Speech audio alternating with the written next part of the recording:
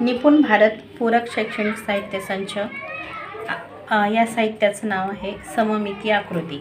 आज आपण सममित आकृती आणि असममित आकृती यांचं वर्गीकरण पाहणार आहोत। इथं वेगवेगळे आकार दिलेले आहेत।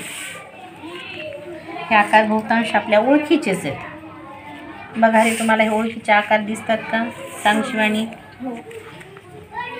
बघा बरं।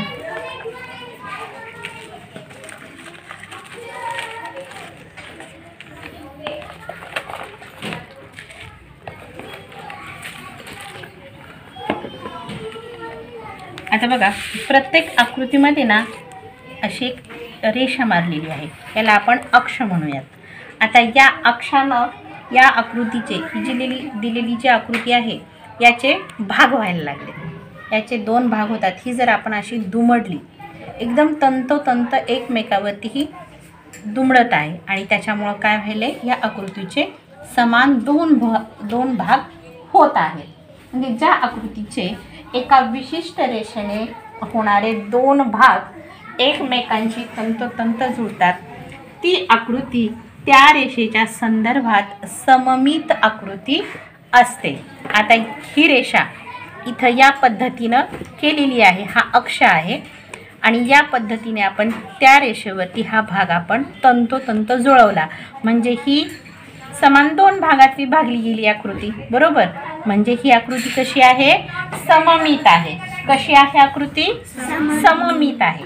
तर आज आपल्याला सममित आणि असममित अशा आकृतीचे विभाजन करायचं आहे, वर्गीकरण करायचं आहे। उभी रेष मांडली, हे एक झालं। आता जर आपण अशी रेष मारली, समजा हा अक्ष या पद्धतीने केला, तर या आकृतीचे दोन भाग होतात का रे समान? नाही। म्हणजे ही आकृती असममित आहे।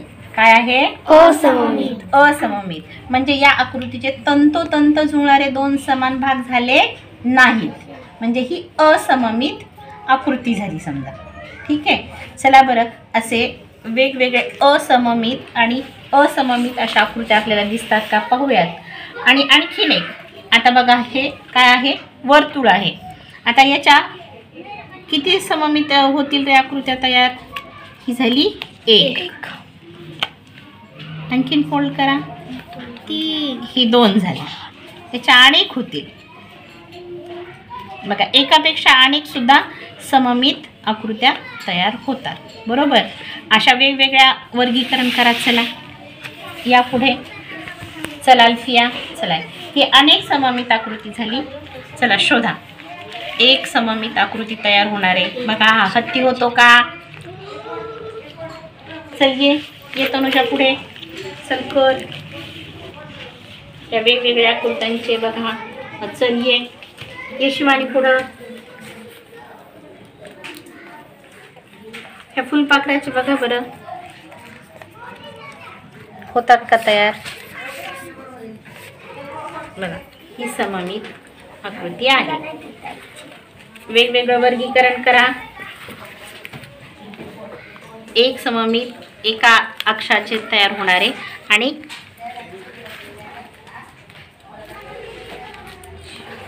बघा तयार करा, ठेवा इथे बाजूला।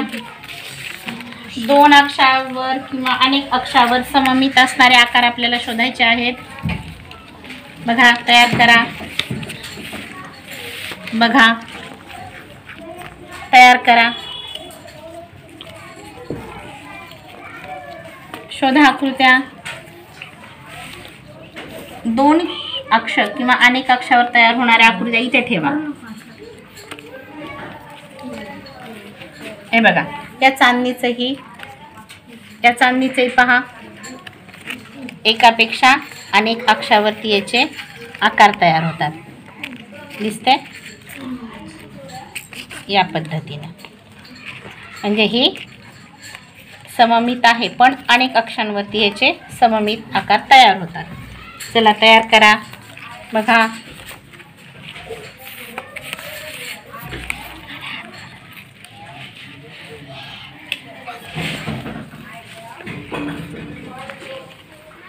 हा स्पायडरमॅनचे बघा, एक अक्षावर या पद्धतीने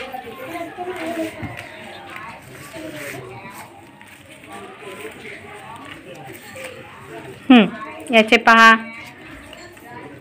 अक्षावरती समान भाग तयार करा अक्षाला दुमडून.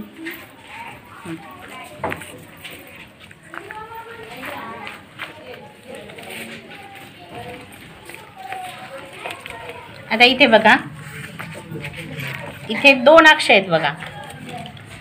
या अक्षावरती समान भाग होत आहेत आणि या पद्धतीने केल्यानंतर सुद्धा समान 2 भाग होतात. हे 2 अक्षावर तयार झालेले सममिती आकार आहेत. फुलांचे बघा, अनेक अक्षावरती सममित आकृती तयार होतीये.